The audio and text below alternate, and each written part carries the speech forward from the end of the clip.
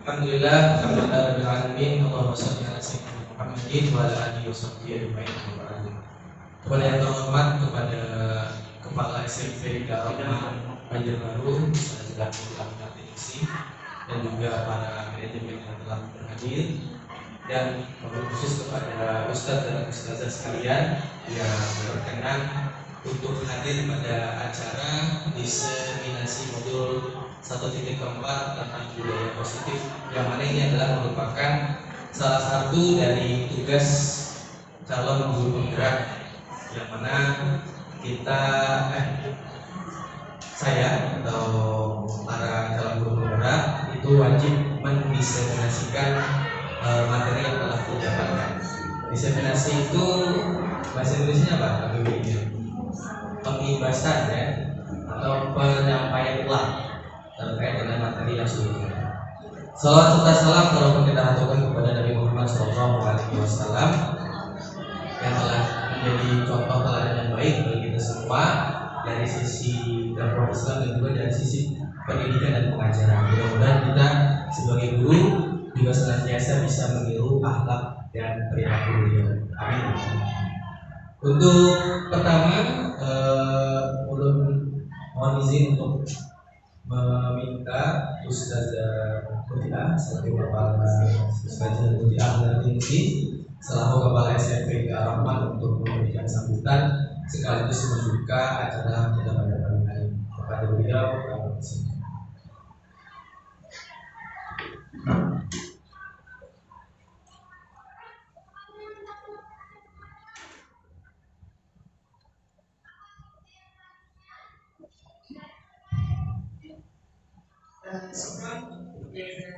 berkasih kepada Bapak Muhammad Fajri Ramadhani, Ustaz Doni, sudah memberikan kesempatan untuk menyampaikan sambutan. Bismillahirrahmanirrahim. Assalamualaikum warahmatullahi wabarakatuh. Alhamdulillahirabbil alamin. Wassalatu wassalamu ala asyrofil anbiya'i wal mursalin sayyidina Muhammadin wa ala alihi wa ashabihi ajma'in. Amma ba'd.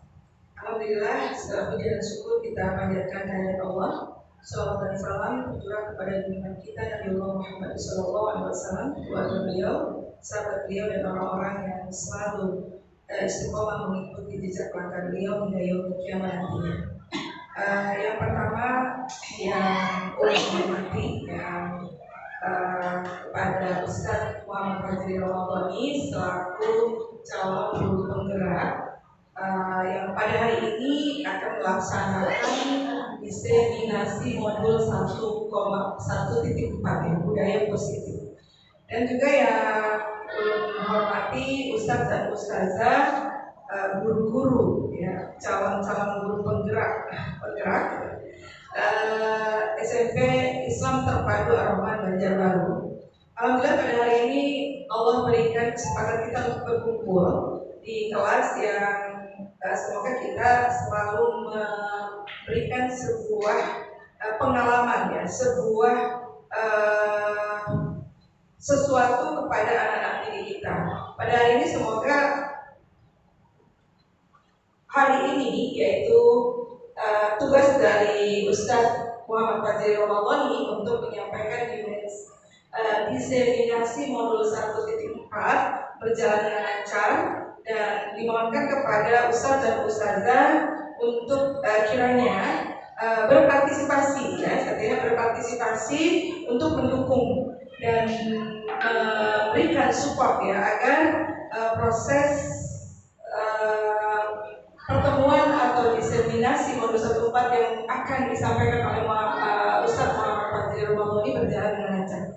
Mudah-mudahan Allah memberikan kita kemudahan, Allah ridho apa yang kita lakukan, dan semoga agenda dan acara kita pada hari ini berjalan dengan lancar. Dan bismillah ya, dengan mengucapkan Bismillahirrahmanirrahim, diseminasi modul 1.4 budaya positif yang akan disampaikan oleh Ustadz Muhammad Fajri Ramadhani dinyatakan dibuka. Demikian, Assalamualaikum warahmatullahi wabarakatuh.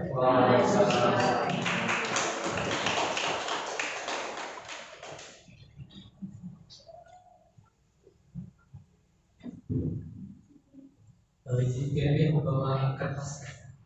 Ada dua kertas. Ada juga kan? Ada. Ada. Mungkin ada ya.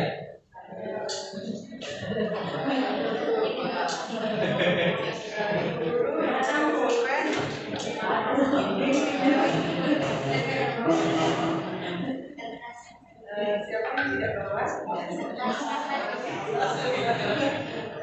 Oke, terima kasih kepada Kepala SMP Al-Rahmah dan Indonesia yang telah memberikan sambutan sekaligus membuka acara kita pada pagi hari ini. Semoga lancar dan mencapai target. Oke, baik saudara-saudara sekalian yang dirahmati Allah. Sebelum masuk ke dalam materi, sebenarnya ini ada semacam peragangan otot ya, atau peragangan tubuh. Tadi kayaknya ustaznya melihat teman-teman di luar senam, kayaknya mau senam juga. Ya, oke. Ini senamnya dengan saja ya, untuk supaya menjaga otak kita.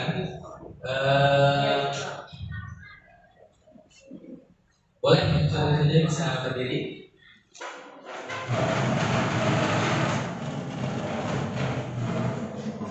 Tidak gimana?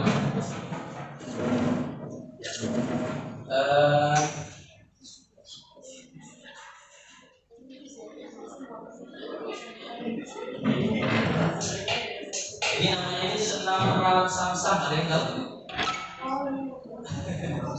Sama-sama ada yang tahu?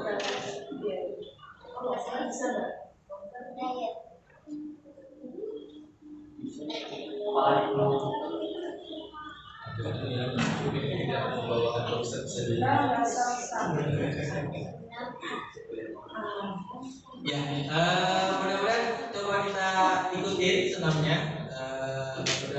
Jadi supaya segar ya. 3, 2, 1. Suaranya ada juga.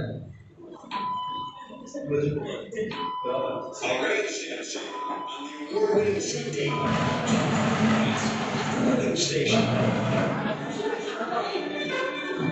Reach for the sky. Yeah. Sing along to the silly, silly rhymes and songs. Rhymes and songs. Rhymes and songs. Rhymes and songs. Rhymes and songs.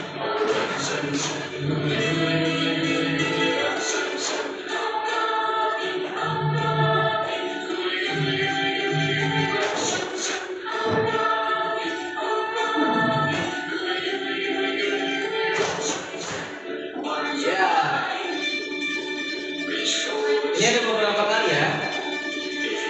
Itu tadi sesi yang 1. Oke, sesi yang 2.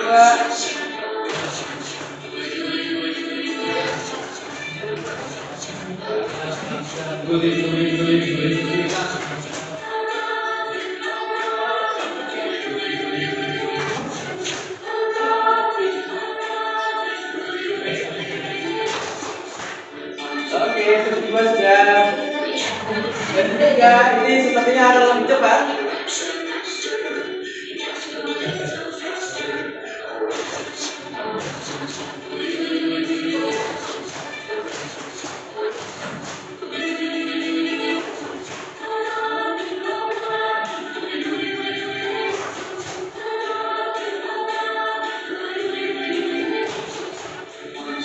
Oke, lebih cepat lagi. Udah mulai panas? Ini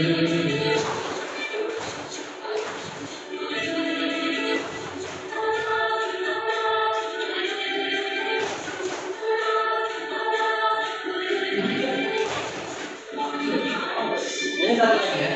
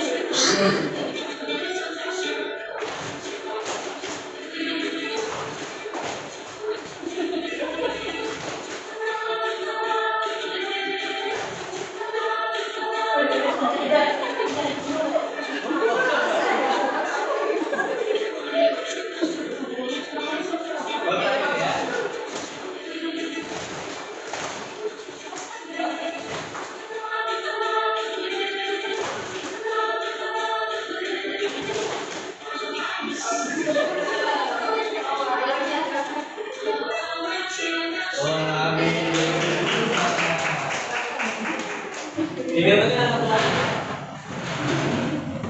Oh, yang faktor Iya. Sekali lagi. Ya, mudah-mudahan menjadi lebih segar dan di pagi hari ini jadi sesuatu yang membuat fokus kita lebih fokus ya. Kemudian selanjutnya ini ada kertas.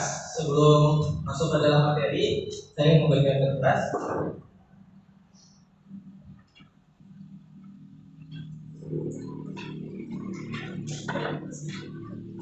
Oke.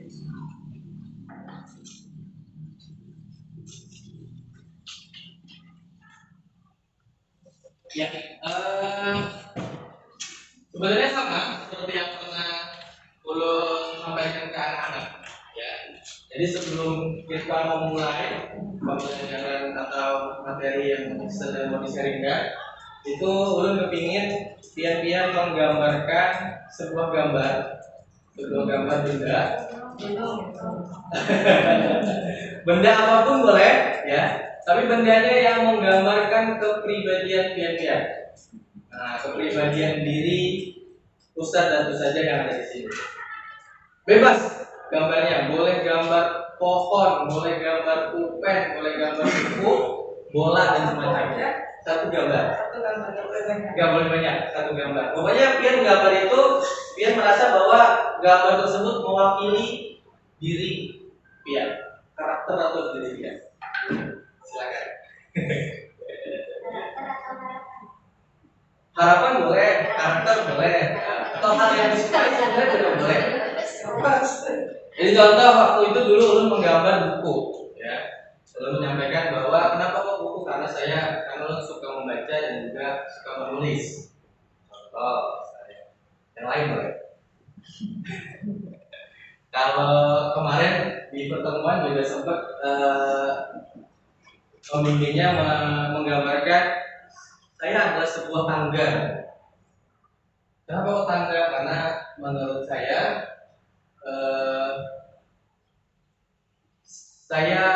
selalu ingin naik tingkat ke proses selanjutnya sampai hingga akhirnya ke puncak kesuksesan, yaitu di puncak tangga. Contohnya seperti itu. Istilahnya.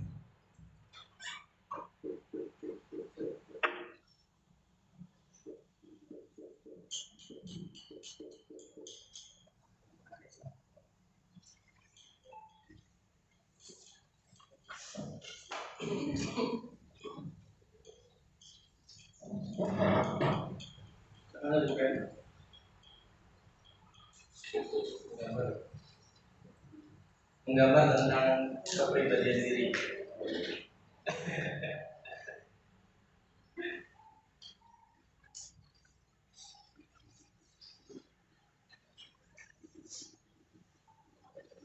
Jadi ketika beberapa kali lomba karya, saja hal yang perlu ambil itu karena memang penyampaiannya juga tidak monoton metode ceramah ya. Jadi kalau materi itu, jadi beberapa hal yang perlu ambil itu tentang metode penyampaian materinya dari pembimbing. Jadi ini salah satu yang kemarin dicontohkan. Ini sempat juga saya mengarahkan ke anak-anak, dan gambarnya pun juga beraneka macam ya.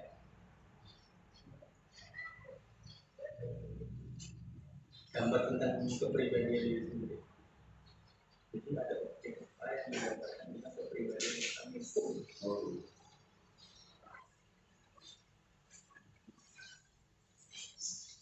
Dan setiap modul di guru penggerak ini memang selalu diawali dengan tema mulai dari diri. Jadi kita selalu disuruh merefleksikan atau berkaca kepada diri sendiri.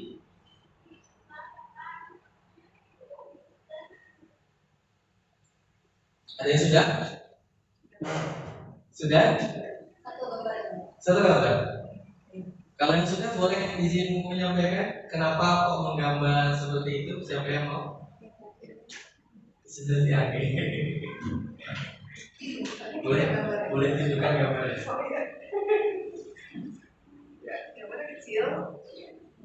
Bismillahirrahmanirrahim. Di sini ada satu gambar bola dunia. Bola dunia ini pulau-pulaunya tidak merepresentasikan pulau yang ada di dunia ya. Dia hanya gambar saja. Kemudian di bawahnya itu ada tangan menggenggam dunia. Di atasnya tulisannya Ad-Dinul Islam. Nah, jadi keinginan dan harapan anak ya adalah siswa-siswa kita dan siapapun kita gitu ya.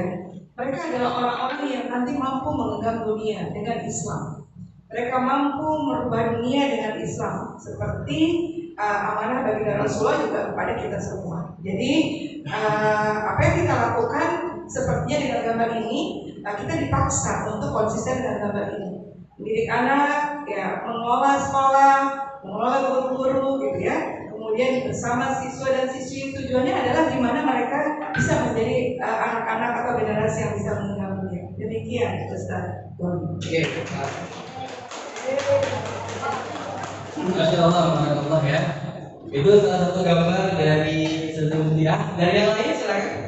Yuk, yuk angkat tangan. Yuk, kita sering dulu anak-anak, ada anak-anak angkat tangan. Silakan.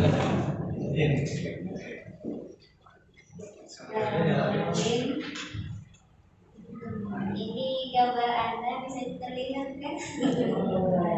Gambar apa kira-kira ini?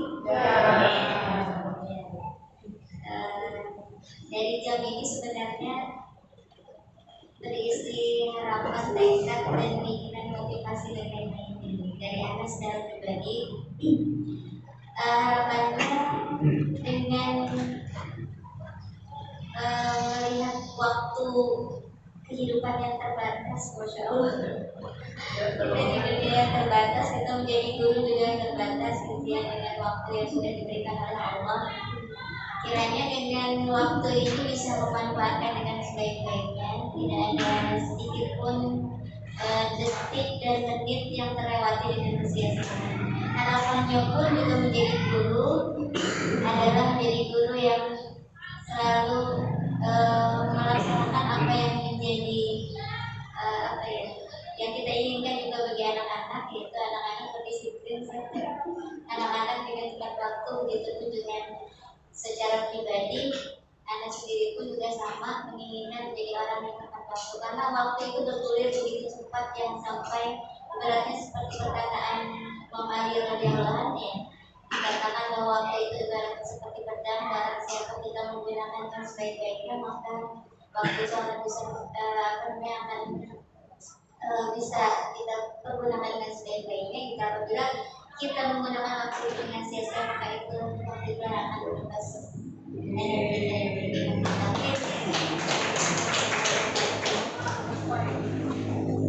Syukur saudara ini atas penyampaiannya.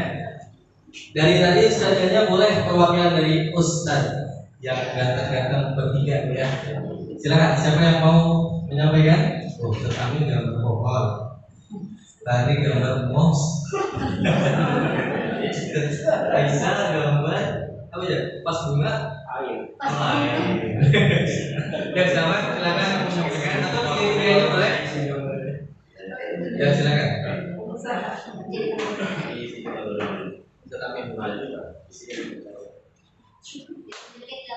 Di gambarnya di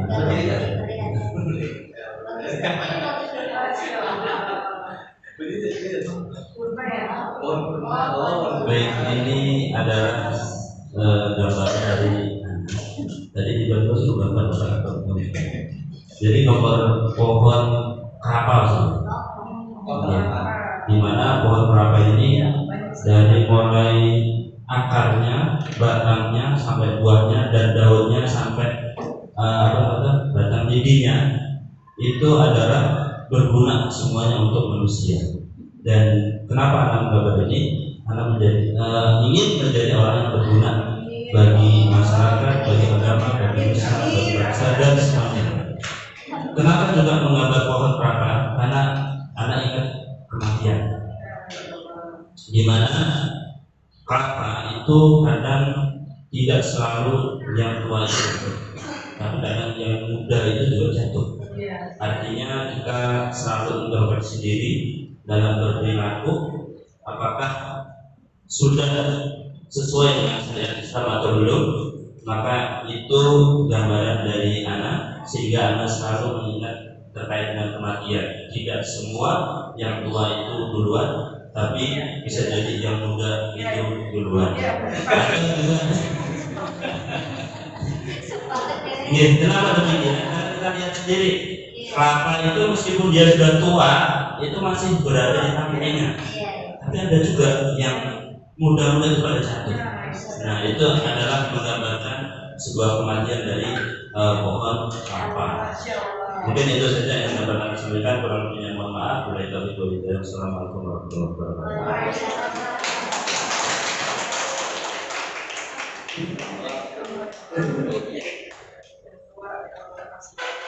Hati-hati ya.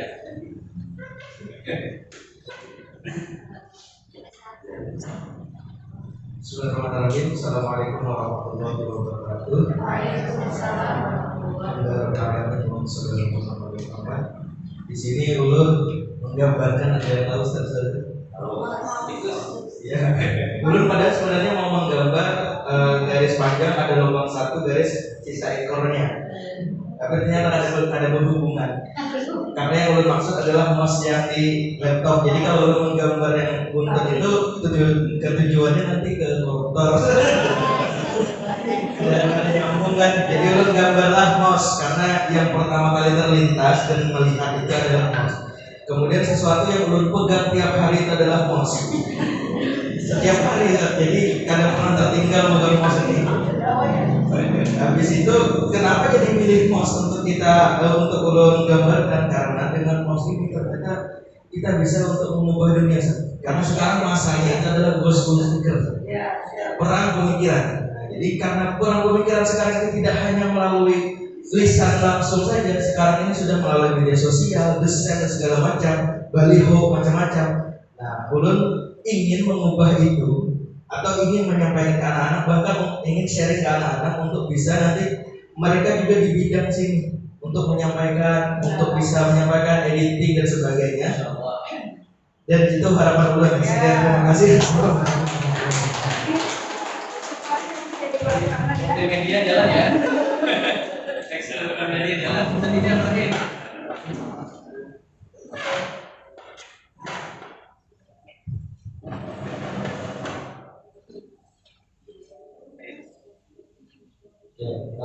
Bismillahirrahmanirrahim. Assalamualaikum warahmatullahi wabarakatuh. Saudara saja, ini gambarnya belum. Ini sebenarnya air, tulisan air ya. Iya, tapi kok kayak laci, biji gitu. Ya maksudnya air. Nah, kenapa anak tuh menggambar air? Filosofinya air ini kan sumber kehidupan ya, seperti saja. Terus juga air ini bisa menunjukkan seseorang dari rasa geram, dari rasa panas dan lain-lain. Nah, kita sebagai guru ya bisa mengkondisikan anak-anak ketika nanti dimana ketika mereka itu sedang jenuh atau sedang emosionalnya sedang meningkat karena masih di usia anak-anak dan remaja, kita lah menjadi penengah untuk bisa menjadi penyejuk tadi di antara mereka yang mengadukkan seperti itu, bukan malah makin panas. Nah, mungkin itu saja dari ulun. Terima kasih. Wassalamualaikum warahmatullahi wabarakatuh. Sekali lagi tepuk tangan buat kita semua. Ya, alhamdulillah tadi sudah menyampaikan ya, karena waktunya juga sempit, tidak bisa satu persatu saja semua. Jadi tadi sudah perwakilan dan intinya adalah bahwa yang pertama itu kita mesti tahu siapa sih diri kita itu, ya. Gimana sih karakter kita, kelebihan kita apa, kekurangan kita apa. Yang kedua dari menggambar tadi kita juga tahu harapan dan tujuan kita ke depan di kehidupan ini juga apa. Mungkin tidak apa namanya, tidak jauh-jauh ya dari dua poin tersebut. Oke, Bismillah. Untuk materinya di sini judulnya adalah budaya positif untuk. Nah, untuk beberapa materi yang akan disampaikan ada 7 ya. Dan mungkin kita masuk kepada yang pertama, yaitu teori kontrol. Kita masuk dulu kepada kata-kata dari Ki Hajar Dewantara, itu Bapak Pendidikan di Indonesia. Apa kata Ki Hajar Dewantara tentang tujuan dari pendidikan? Kata beliau, tujuan pendidikan adalah menuntun. Belum guys bawahi kata-kata menuntun. Jadi menuntun ini banyak tafsirnya, sehingga dari kata menuntun itu kita berarti bersama murid itu membersamai. Kalau kita menuntun kayak nuntun anak-anak mau menyeberang jalan, apa yang kita lakukan? Kita bersama-sama ya, sama-sama anak itu untuk menuju ke seberang jalan. Itulah yang dimaksud tujuan pendidikan dari Ki Hajar Dewantara, yaitu menuntun segala kodrat yang ada pada anak agar mereka dapat mencapai keselamatan dan kebahagiaan setinggi-tingginya, baik sebagai manusia maupun sebagai anggota masyarakat. Oleh karena itu pendidik hanya dapat menuntun tumbuh kekuatan kodrat anak agar dapat memperbaiki lakunya dan tumbuhnya kodrat anak.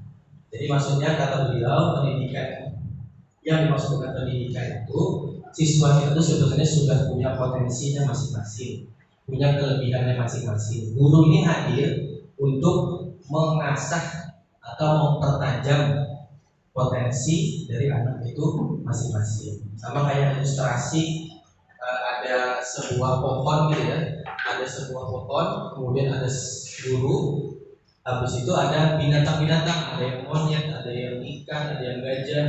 Kemudian gurunya menyampaikan, ayo silakan, yang juara adalah yang bisa naik pohon secepat-cepatnya. Maka itu tidak adil, karena potensi daripada manusia itu berbeda-beda dari sama.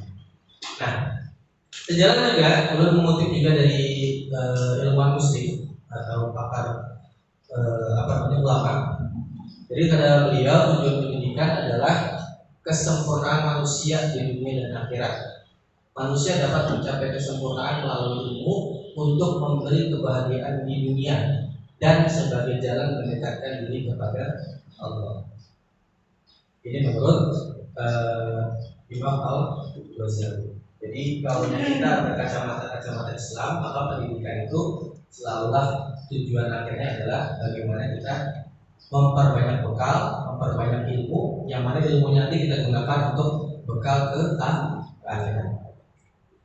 Kemudian terkait dengan teori kontrol, nah di sini ada sebuah ilustrasi. Coba Ustaz dan Ustazah tangan kanannya mengepal. Di sini satu orang bertindak sebagai A, satu orang B. Tugas yang A adalah mengepalkan salah satu tangan dan coba bayangkan bahwa pian-pian itu menyimpan sesuatu yang sangat berharga di tampian. Apa misalnya? Flash disk kah, duit kah, apa ya? ATM kah? Kemudian Anda perlu berjalan tersebut karena begitu pentingnya bagi kehidupan Anda. Kemudian sebelahnya teman dia itu B, itu berusaha merayu, apalagi dengan segala cara membujuk, mengintimidasi, memarahi, menggoda, menggelitik, bahkan menawari Anda uang agar bersedia membuka kepalan tangan Anda. Kira-kira si A tadi mau nggak membuka kepalanya? Jadi pertanyaan ini, apakah Anda atau B membuka kepala tangan Anda? Kira-kira mau dibuka nggak sama si A? Saking dia menjaganya ya, diramil aja sama si B. Kira-kira mau dibuka? Gak mau ya, karena itu penting banget nih. Kalau terbuka, bisa tinggal atau apa gitu, atau rahasia terbuka gitu ya.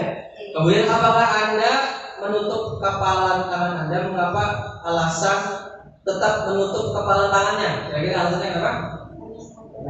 Karena sangat berharga, gak mau dibuka, takut kehilangan apa yang sedang berharga di tangannya ya. Dalam kegiatan ini sesungguhnya siapa yang memegang kendali atau kontrol untuk membuka atau menutup tangannya? Diri sendiri. Meskipun dipengaruhi oleh orang, sebenarnya diri kita sendiri yang mengontrol tangan kita.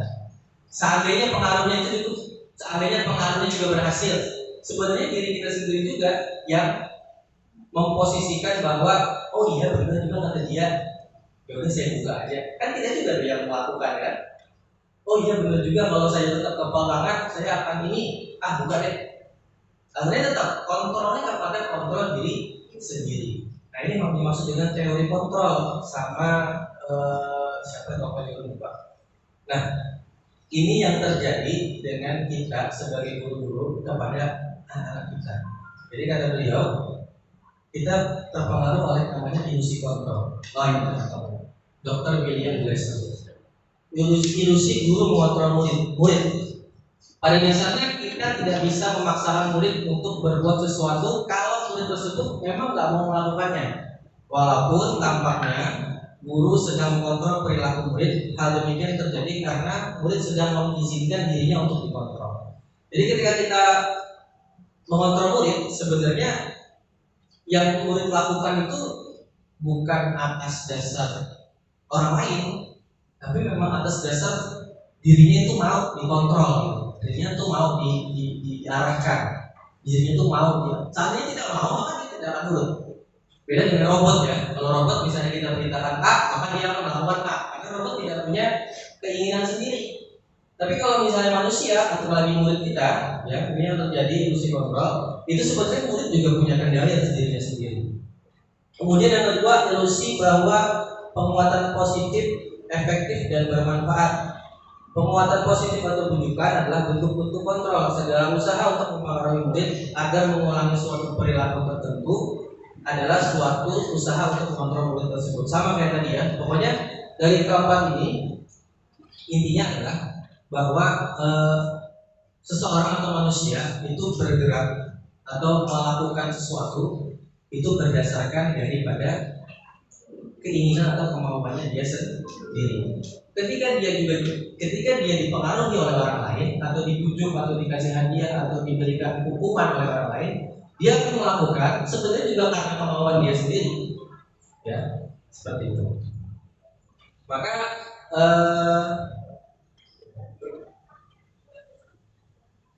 jadi apa yang dilakukan selama ini masalah? Tidak juga, hanya perlu diubah paradigmanya. Jadi kata Stephen Covey, jika kita ingin membuat kemajuan sedikit, maka ubahnya yang kita ubah adalah sikap atau perilaku. Tapi kalau kita memperbaiki dasar, maka yang harus kita ubah adalah kerangka acuan kita, atau bagaimana kita melihat dunia, bagaimana berpikir tentang manusia, yaitu adalah dengan namanya paradigma.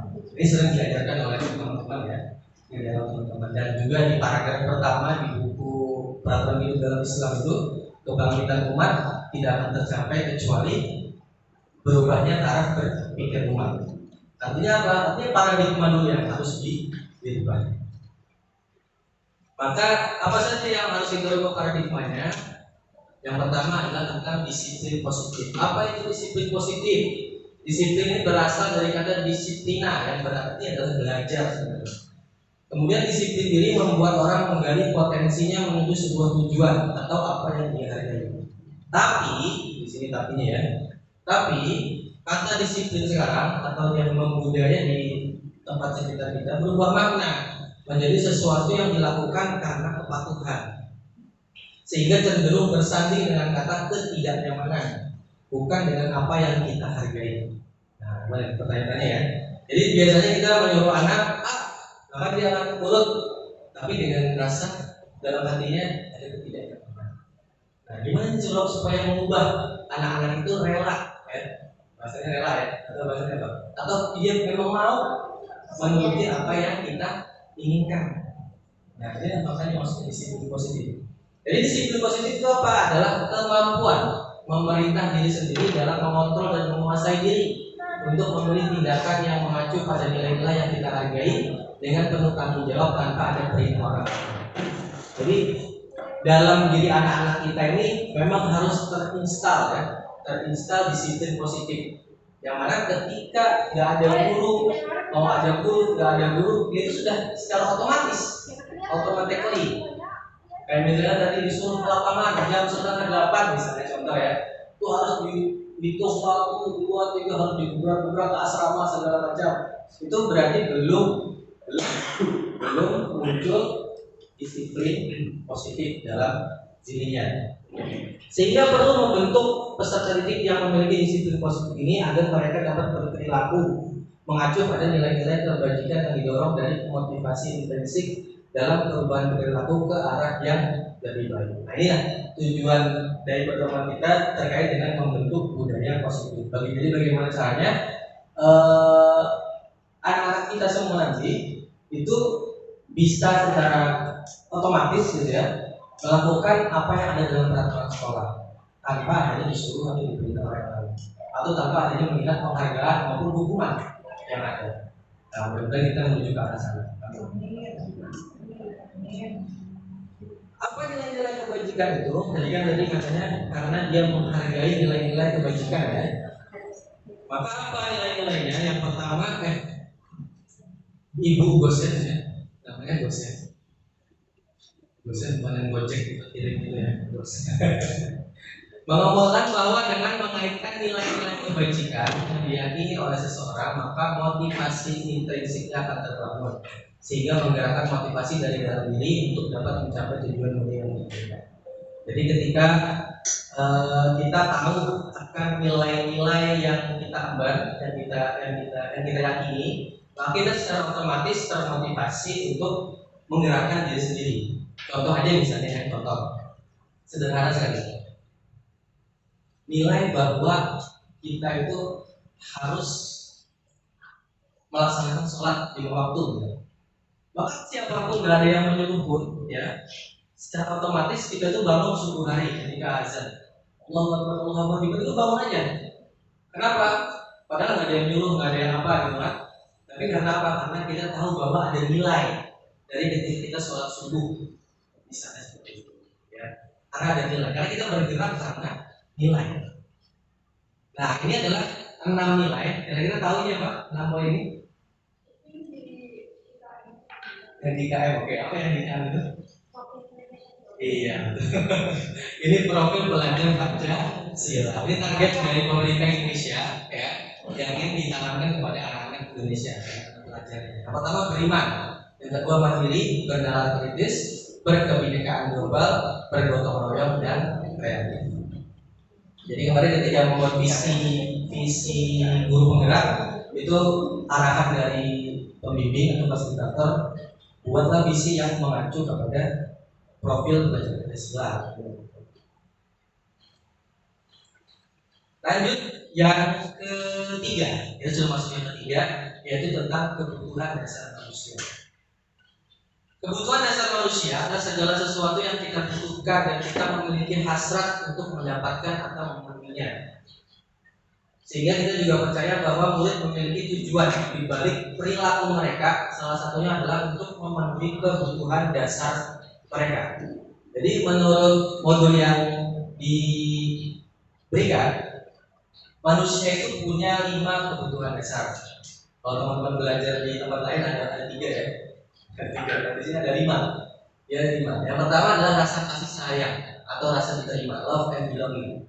Kekuasaan power, bertahan hidup, kesenangan, dan kelima adalah kebebasan. Jadi ketika ada anak-anak misalnya yang bermasalah, maka sebenarnya anak-anak itu ada salah satu kebutuhannya yang tidak terpenuhi. Makanya dia bermasalah. Contoh misalnya anak-anak yang di kelas itu, mungkin anak SD ya, di kelas itu dia nakal banget kelihatannya. Oh ternyata ketika dilihat dia sedang mencari perhatian ibu atau orang-orang sekitar. Maka dia lebih ke arah kasih sayang atau rasa diterima. Dia ingin mencari perhatian. Contoh kasus, ceritanya adalah bekal makan siang. Ibu Fulana, guru SMP Darul Banjarbaru, sedang bingung menghadapi pula salah satu muridnya, Fulan. Beberapa anak telah datang dan mengeluhkan si Fulan ini yang seringkali minta bekal makan siang mereka dengan paksa. Kita nggak ada bekal makan siang ya? Contohnya salah ya. Jika Anda menghadapi situasi tersebut seperti Ibu Fulana, apa yang Anda akan lakukan? Menurut Anda kira-kira apa alasan Fulan melakukan tersebut? Siapa? Boleh? Berpendapat yang dari mungkin belum berbicara boleh? Aman. Sudah kan? Dan mungkin gatel ingin bicara gitu ya. Kira-kira apa alasan Fulan melakukan hal tersebut. Dia sering banget ngambil bekal makan temennya. Gerak? Iya, gerak. Gitu. Oh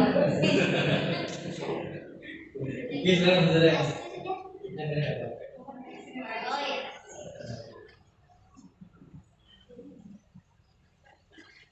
Jadi ini pernah melihat kasus seperti ini, tapi itu terjadi di Jepang. Jadi anak-anak di Jepang itu kan mereka selalu membawa bekal makan siang. Nah, memang ada satu anak yang pada hari itu dia tidak membawa bekal. Nah, jadi teman-temannya itu tanpa diketahui anak tersebut, mereka memberikan makanan dari masing-masing teman-teman itu ke dia, tanpa sepengetahuan anaknya tadi. Jadi anaknya itu terkejut, kenapa tiba-tiba ada makanan padahal kan kotak makan itu kosong. Nah, sedikit berbeda dengan kasus ini, menurut Ulun, kenapa si Fulan itu selalu meminta bekal makan siang kepada teman-temannya? Bisa jadi dia tidak punya bekal untuk makan siang. Jadinya minta gitu ya. Ya, syukur. Terima kasih Ustaz Zandaya. Tepuk tangan untuk Ustaz Zandaya. Ya, memang yang pertama kali harus dilakukan itu adalah mengidentifikasi atau mencari tahu kira-kira apa penyebabnya. Dan penyebabnya juga bisa bermacam-macam. Kalau kita mengaitkan dengan teori sebelumnya bahwa apa yang dilakukan anak pasti punya tujuan untuk memenuhi kebutuhan dasar mereka. Kita lihat apa alasannya. Contoh yang pertama, si Fulan lapar dan orang tuanya tidak membawakan bekal. Seperti contoh sederhana tadi ya. Maka ini berarti dia tidak memenuhi kebutuhan yang pertama, itu survival atau bertahan hidup. Dia lapar mau makan siang gak ada, dia ngambil masak makanan. Kalau yang kedua, love belonging. Fulan berharap temannya menjadi perhatian karena dia ngambil. Mungkin diambil berkali-kali, akhirnya teman yang lain perhatian ini kasihan itu ngambil terus, misalkan kita kasih aja. Nah, dia akhirnya terpenuhilah kebutuhan dia untuk mencari perhatian tadi. Yang ketiga, power. Fulan merasa hebat karena temannya takut. Yang keempat, freedom, kebebasan. Fulan bosan karena bekal yang dibawakan selalu sama. Yang kelima, yang terakhir, fun, untuk kesenangan. Dia kurang bahagia gitu ya. Kurang bahagia, akhirnya dia bisa dan suka melihat temannya kesulitan. Nah, kelima kebutuhan dasar inilah yang perlu kita identifikasi. Jadi kenapa si Fulan ini melakukan kesalahan seperti tadi? Dan ini masing-masing contohnya. Kemudian berikutnya adalah tentang motivasi perilaku manusia. Yang pertama, kenapa manusia itu bisa bertindak? Itu bisa jadi pertama karena menghindari ketidaknyamanan atau hukuman. Pertanyaannya adalah apa yang akan terjadi jika saya tidak melakukannya? Yang kedua, bisa jadi untuk mendapatkan imbalan atau balasan. Jadi seseorang itu melakukan hal untuk mendapatkan imbalan atau balasan. Atau yang ketiga, karena untuk menghargai diri sendiri. Untuk menghargai diri sendiri, saya akan menjadi orang seperti apa bila saya melakukannya. Nomor satu dan dua, ini termasuk motivasi eksternal yang didapat dari orang lain. Yang ketiga adalah motivasi internal. Biasanya motivasi eksternal itu sifatnya adalah tidak kuat atau tidak permanen ya. Kayak misalnya kita ikut training motivasi. Wah, kita akan kita motivasi. Ayo kita siap menjadi seorang pengusaha yang hebat. Bla. Itu bertahannya paling sehari 2 hari. Hari ketiga bisa jadi sudah ada lagi. Karena ketika mengikuti itu kita termotivasi karena eksternal. Kita belum bisa menemukan motivasi internalnya apa. Contoh misalnya motivasi internal mau jadi pengusaha karena pendapatannya sedikit, dan lain sebagainya, gitu ya. Ini yang perlu kita lihat juga dari perilaku anak-anak kita. Contoh kasus lagi IPA dan matematika. Saya guru matematika di sini. IPA kurang menguasai matematika sehingga ketika pelajaran dia banyak berdiam dan menggambar di buku pelajarannya. Pada saat guru matematika yang absen, harus ini ustazah kita gitu ya, menanyakan pertanyaan kepada IPA-nya gugup.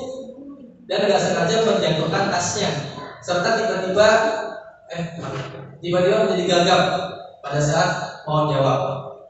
Seluruh kelas jadi tertawa melihat perilaku Iva yang bicaranya gagap. Pak Seno pada saat itu membiarkan teman-teman menertawakannya yang tergagap dari malu luar biasa, dan malahan minta Iva untuk maju ke depan. Maju ke depan, berdiri ayo, karena kamu nggak dengerin ibu bapak ya, menunjuk hidungnya. Ada hubungan menunjuk hidung gitu, karena tidak bisa menjawab pertanyaan Pak Seno. Kemudian kelas makin gaduh dan anak-anak pun tertawa melihat Iva di depan kelas memegang ujung hidungnya. Pertanyaannya, apakah Anda setuju dengan tindakan Pak Seno? Setuju? Iya. Kenapa? Bullying, ya betul. Apa lagi? Kalau dikaitkan dengan materi dengan teori sebelumnya, tidak ada kesenangan, gitu kan? Lebih umum lagi, karena kita belum tahu penyebabnya. Kita belum tahu penyebabnya kenapa Iva itu bertindak seperti itu. Menurut Anda apa tindakan Pak Seno terhadap Iva adalah sebuah hukuman atau konsekuensi? Mana hukuman atau konsekuensi? Hukuman atau konsekuensi? Bisa membedakan antara hukuman dengan konsekuensi? Nah, ini tadi bedanya. Hukuman sesuatu yang menyakitkan harus terjadi. Kalau konsekuensi sesuatu harus terjadi. Kita kesini dulu ya. Ini nanti. Tidak nyaman untuk murid untuk jangka waktu pendek. Korban mendapatkan keadilan, memberikan murid anak tersakiti, murid dibuat tidak nyaman. Perilaku dan seterusnya.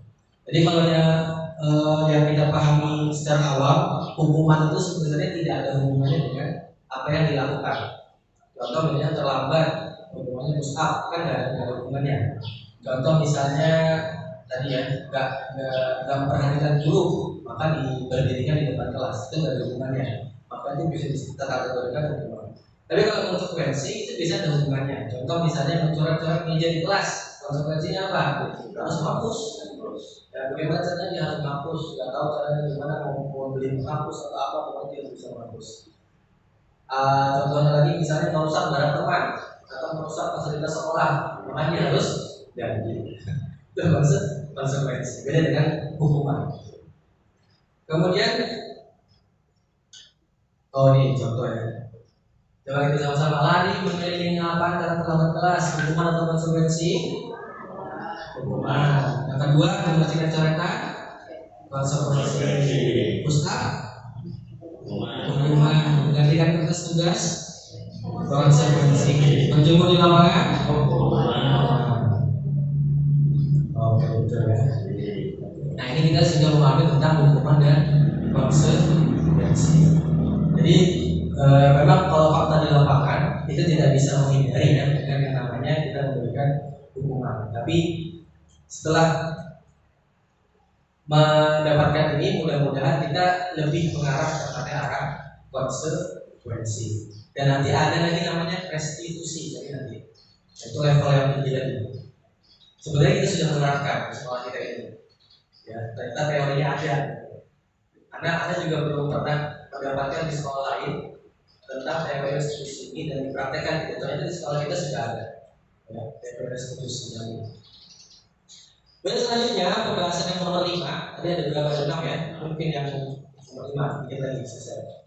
5 posisi kontrol. Jadi guru itu punya 5 posisi yang dia bisa memposisikan dirinya ketika ada murid atau siswa yang melakukan kesalahan atau bermasalah.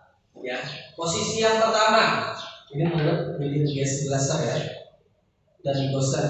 Posisi yang pertama adalah penghukum. Ini sudah dulu ya, harusnya sini ada gambarnya.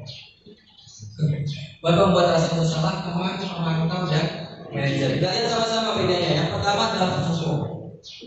Seorang penghukum bisa menggunakan fisik dan verbal. Orang yang menjalankan posisi penghukum, dia senantiasa mengatakan bahwa sekolah memerlukan sistem atau alat yang digunakan murid-murid. Kata-katanya biasanya adalah terlambat lagi, ayo selalu terlambat, kapan bisa datang tepat waktu, patuhi aturan saya atau awas ya kamu salah terus, gimana sih? Gitu ya. Dia lebih ke arah Ngejudge, ngeblame, ya ngejudge. Kamu salah terus, ayo berbuat sama saya. Atau awas ya kamu yang sudah mengancam-ancam ya. Hasilnya apa? Hasilnya adalah murid marah. Yang pertama murid menurut ya, menurut pada saat itu. Tapi efek berikutnya adalah murid akan marah dan dendam atau bersifat agresif. Yang kedua, posisi kedua adalah membuat rasa bersalah. Ini mungkin Anda juga pernah kayak gini ya. Jadi biasanya orang-orang yang melankolis atau perasa. Pada posisi ini guru akan bersuara lebih lembut, merasa bersalah akan menggunakan kehadiran yang membuat orang lain tidak nyaman atau rendah diri. Contoh, ibu kecewa banget sama kamu. Yang kenapa bikin Ustaz kecewa, mengecewakan. Haji, kamu ini gimana? Kamu sudah berjanji dengan ibu tidak terlambat lagi. Kamu kenapa sama sekali mengecewakan ibu ya?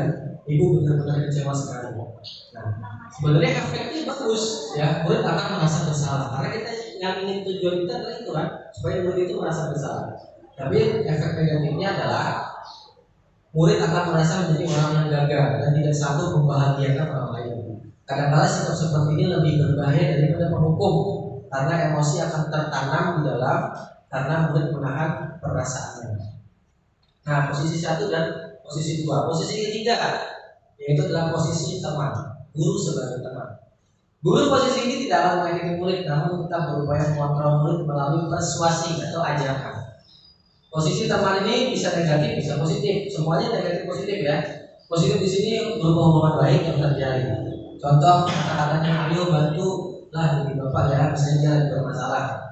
Ayo bantulah, kamu nggak kerjakan PR, ayo dibantu.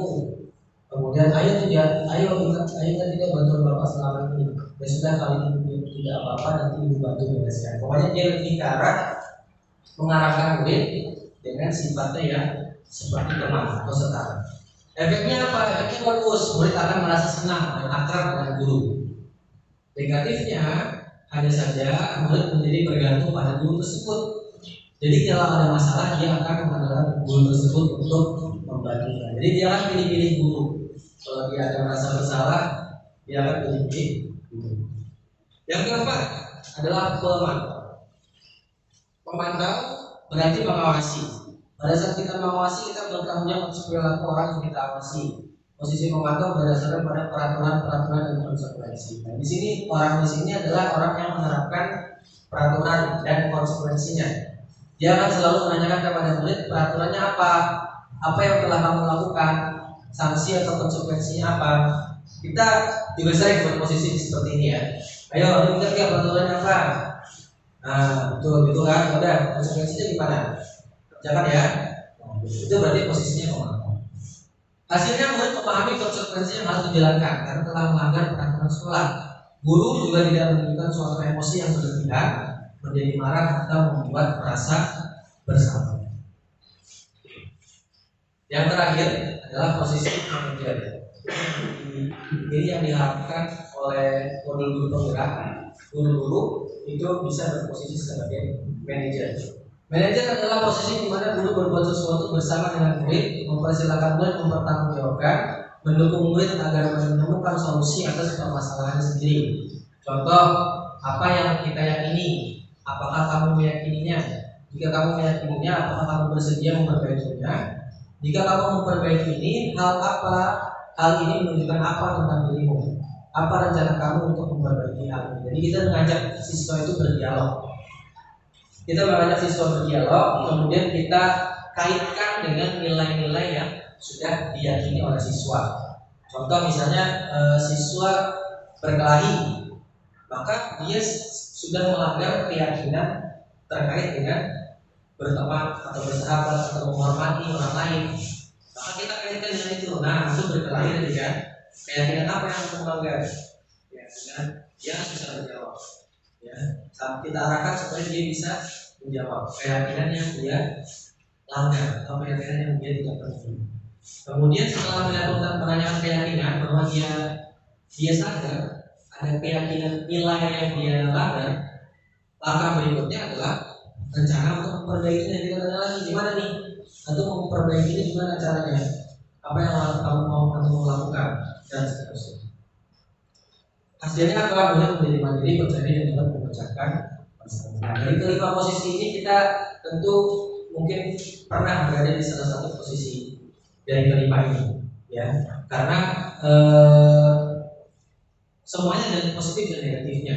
Tapi memang untuk idealnya kita diarahkan untuk menjadi posisi yang sebagai manajer. Dan menurut anak, ketika kita mengidam siswa atau santri, kita itu kalau Anda baca ya kita sudah menerapkan posisi sebagai manajer. Karena kita selalu menanyakan, kita kaitkan dengan nilai-nilai Islam, ya kan? Kita kaitkan dengan peraturan sekolah yang kita kaitkan. Dan terakhir biasanya kita konsekuensinya apa nih? Gimana kita tuh mau berubah, gimana cara kita mau berubah? Ya, intinya adalah dialog. Akhir dari dialog itu tujuan akhirnya adalah siswa itu punya pemahaman, ya, bahwa apa yang dilakukan itu salah, apa yang dilakukan itu tidak sesuai dengan keyakinan nilai yang dia emban. Kalau kita di sini berarti nilai-nilai Islam, ya. Kemudian dia mau memperbaiki dirinya karena dirinya sendiri, bukan karena suruhan guru. Dia mau memperbaiki dirinya karena dia sadar bahwa itu salah dan saya akan memperbaiki diri. Itu yang posisi sebagai manajer. Dan apa yang dilakukan manajer inilah yang disebut dengan restitusi. Ya, ini kebenaran ya. Kalau kamu tidak melakukan, contoh, guru berkata kalau kamu tidak melakukannya saya akan menghukum. Buat teman-teman kamu sudah mengecewakan ibu. Teman-teman, lakukanlah untuk bapak ibu. Ayo buat dari ustazah nih, dari ustaz, ayo aku harus ini ya supaya ustaz senang misalnya. Ya sudah, nanti ibu akan bantu bereskan. Apa peraturannya kalau memantau ya?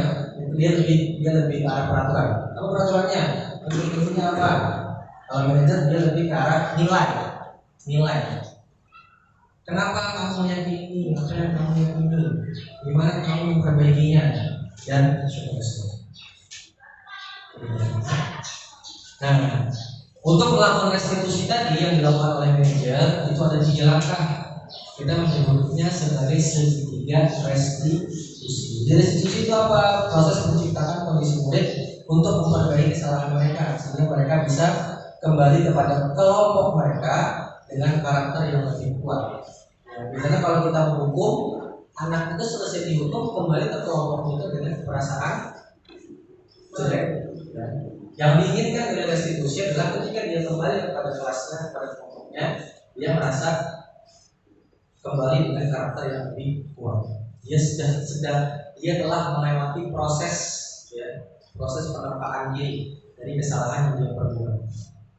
Ini segitiganya. Yang pertama itu adalah menstabilkan identitas, mengubah identitas anak dari yang gagal karena melakukan kesalahan menjadi orang yang sukses. Pertanyaannya biasanya, pernyataannya, setiap orang pasti pernah melakukan kesalahan. Kamu bukan satu-satunya yang pernah melakukan ini. Kemudian yang kedua, validasi kebutuhan. Kalau kita memahami kebutuhan dasar, maka kita akan bisa menemukan cara yang efektif. Contoh pernyataannya, kamu tentu punya alasan kenapa melakukan itu. Adakah cara yang lebih efektif untuk mendapatkan apa yang kamu butuhkan? Yang ketiga, menanyakan keyakinan. Setelah 1 dan 2, maka anak siap untuk dihubungkan dengan nilai-nilai yang dia yakini dan berpindah menjadi orang yang baru, orang yang diinginkan. Yaitu yang kelas apa yang kita yakini, kamu yang menjadi orang seperti apa, dan seterusnya. Ini masing-masing tahap menstabilkan identitas. Prinsipnya adalah membuat kesalahan adalah bagian dari pembelajaran. Salah itu wajar, tidak ada manusia yang sempurna. Ibu bapak juga pernah melakukan itu. Bapak tidak menyalahkan, tapi ini menjadi solusi. Kamu berhak merasa seperti itu. Contohnya ya. Yang ketiga, validasi kesalahan. Setiap perbuatan berupaya memenuhi kebutuhan tertentu. Kamu pasti punya alasan kok kenapa melakukan itu. Padahal kamu bisa saja melakukan hal yang buruk. Jadi bisa dijawab dulu di mana kesalahan. Jadi 1 dan 2 ini kalau ada rangkum ya, kita tuh ingin memposisikan dengan anak itu nyaman untuk ngobrol. Jadi sebagai introduksi pembukaan, ngobrol sama anak nyaman, anak lebih terbuka, gitu kan. Barulah ketika anak lebih terbuka, kita masuk kepada posisi tahap yang ketiga, yaitu menanyakan keyakinan bahwa kita itu bermotivasi secara intensif. Apa keyakinannya, nilai-nilai apa, keyakinan apa yang telah kamu langgar, kamu menjadi orang seperti apa ke depannya. Nah, Nah, ini proses yang paling penting sebenarnya, menghubungkan dengan nilai-nilai, kemudian bagaimana kedepannya untuk memperbaiki kesalahan yang dia perbuat. Oke, tentu saja masih semangat? Masih semangat? Halo. Hai. Oke, kita masuk kepada yang terakhir. Yang terakhir, ya, keyakinan kelas. Nah, ini juga pernah belum terapkan di kemarin di kelas 7A ya, belum belajar untuk amin. Itu membuat keyakinan kelas. Keyakinan kelas apa? Adalah nilai-nilai kebajikan yang disepakati bersama. Ujar ibu dosen. Keyakinan akan lebih memotivasi seseorang dari dalam. Seseorang lebih bersemangat untuk menjalankan keyakinannya daripada hanya sekedar mengikuti peraturan. Jadi intinya dari semua ini bagaimana anak itu bergerak ya atau bertindak itu karena dia sadar bahwa lebih baik ini buruk. Ini seperti itu ya. Ini seperti itu. Mengapa kita memiliki peraturan kelas? Oh salah, ini pertanyaan. Tentang memakai helm. Nah, ini kita mau menerangkan tentang nilai ya. Kenapa peraturan biar helm pada saat mengendarai kendaraan roda 2? Kenapa kira-kira? Untuk menjaga kepala, menjaga keselamatan. Berarti nilainya apa? Nilainya adalah keselamatan. Ya. Jadi bukan karena ada polisi bilang. Mengapa kita memiliki peraturan menggunakan masker dan mencuci tangan setiap saat ketika COVID ya? Karena alasan kesehatan, bukan karena ada satgas COVID misalnya atau ada kepala sekolah atau saja yang menegur dalam seperti itu. Nah, jadi ini terkait dengan alasan kita melakukan sebuah perbuatan. Contoh, bedanya peraturan dengan keyakinan kelas. Peraturan selalu kembalikan buku ke tempatnya. Keyakinannya adalah kemudian. Itu sebenarnya ini adalah nilainya ya. Nilai yang terkandung dalam peraturan tersebut. Dilarang mengganggu orang lain. Berarti nilainya adalah menghormati orang lain. Hadir, dan ini adalah menghormati orang lain, berkomitmen bertujuan dan seterusnya. Terakhir, jangan berlari di kelas. Berarti nilai yang dicapai adalah tentang keselamatan dan keamanan. Nah, kemudian dari keyakinan kelas ini kita berharap itu akan berefek kepada budaya positif. Jadi dari awalnya peraturan kelas, jadi peraturan kelas itu tidak salah, tetap ada juga tidak apa-apa. Tapi alangkah lebih baiknya biar khususnya sebagai wali kelas ya, kalau sudah ada peraturan kelas itu diambil sari-sarinya, nilai-nilai dari peraturan kelas kayak tadi ya, kemudian dibikinlah menjadi sebuah keyakinan kelas. Kalau sudah ada keyakinan kelas, setiap kelas sudah punya keyakinan kelas, maka mudah-mudahan terbentuklah lingkungan yang positif. Kalau sudah terbentuk lingkungan yang positif, maka insya Allah juga terbentuk budaya yang positif, terutama di sekolah kita, sekolah SMP Ar-Rahman Wajar. Oke, itu adalah slide terakhir. Alhamdulillah. Ya, kemudian ulun kita juga menunjukkan terkait dengan aksi nyata yang sudah dilakukan. Ya, jadi tadi ada restitusi, ada juga keyakinan kelas. Ya, jadi mungkin pertama ini menunjukkan tentang bagaimana melakukan restitusi. Tapi ini sebenarnya kalau aslinya atau alaminya itu tidak seperti ini ya. Ini memang by design atau skenario. Ini nanti kunjungi channel dulu kan? Ini linknya.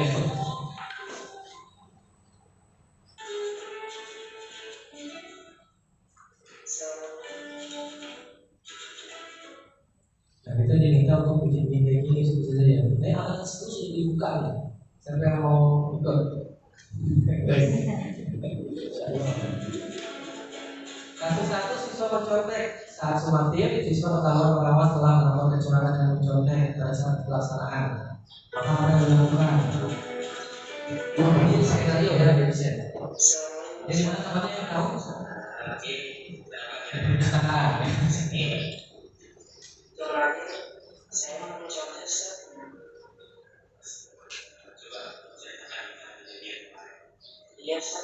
kemarin saat ujian saya membawa anak kecil ke dalam ruangan ujian. Pulang sekolah. Ya, Pak, ini Ustaz juga ini manusia kata sangat. Ini Ustaz juga pasti pernah melakukan kesalahan. Ini Ustaz apresiasi kalau sudah berada di sini, ya kan benar-benar jujur cerita tentang kejadian kalau kemarin. Iya Ustaz, saya minta maaf. Di kenapa kemarin sampai tertek? Karena pelajaran begitu sulit, saya membawa catatan kecil ke dalam ruangan ujian.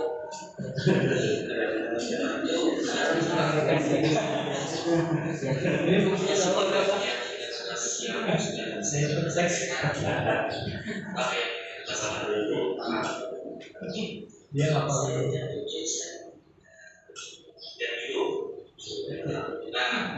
Aku masih tahu ya.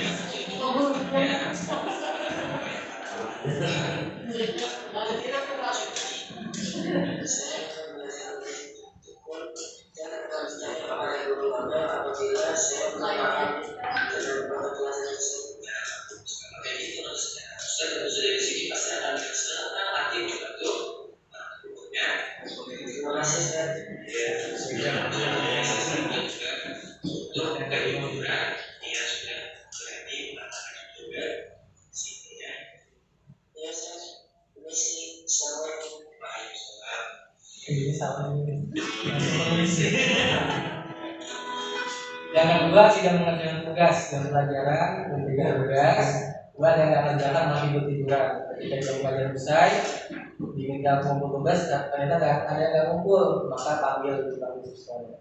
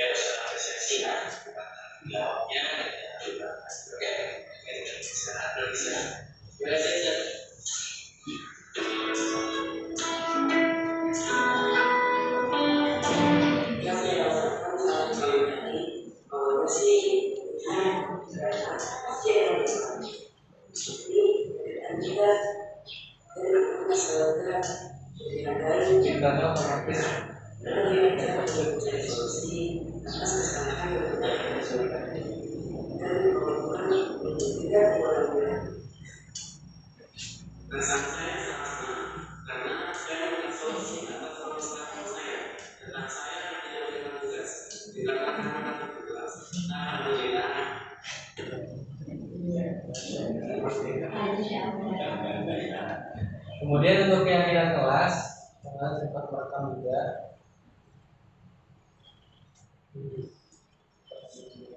kelas 7A ya.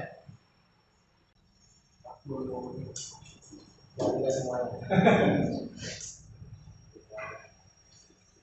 Ini yang terjadi di kelas 45 menit ya, berarti ya,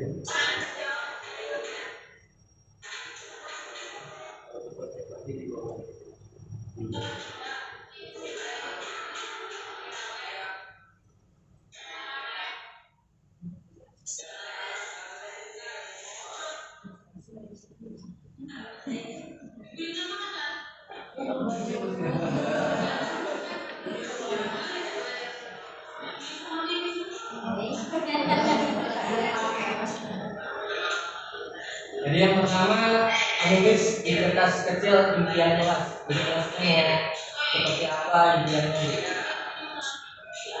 Tapi perlu digarisbawahi jangan ke fasilitas ya. Karena bisa bisa AC. AC dan AC ya. Iya, telepon kan. Jangan begitu ya.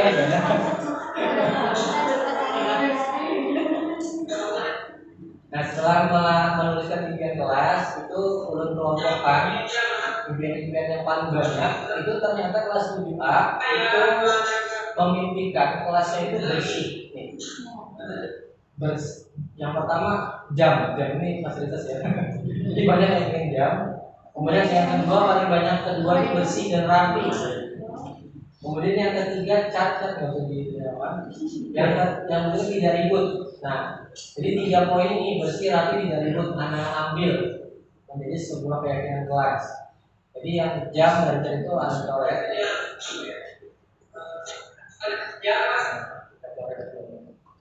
Setelah itu baru membuat kesepakatan kelas berdasarkan nilai-nilai yang ingin dicapai. Nilai kebersihan apa yang diinginkan. Kesepakatan kelas.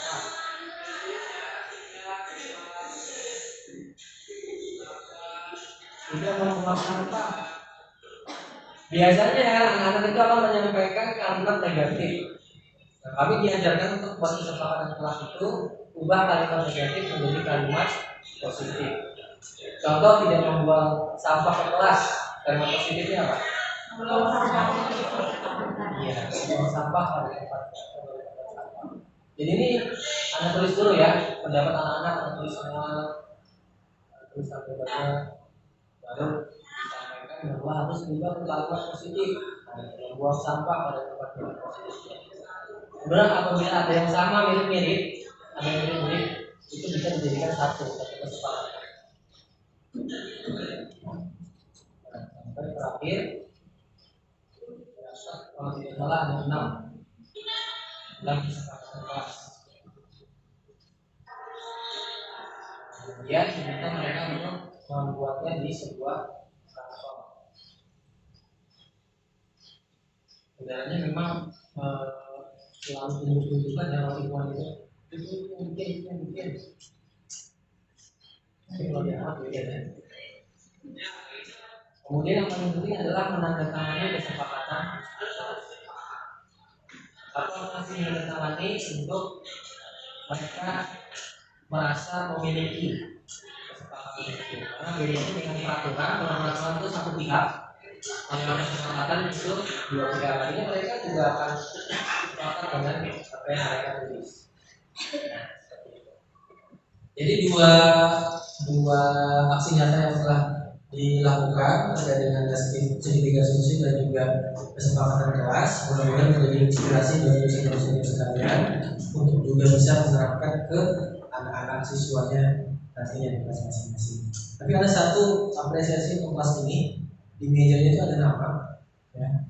Dan juga di bawah nama itu ada tentang impian yang motivasi. Ini salah satu terobosan yang bagus ya.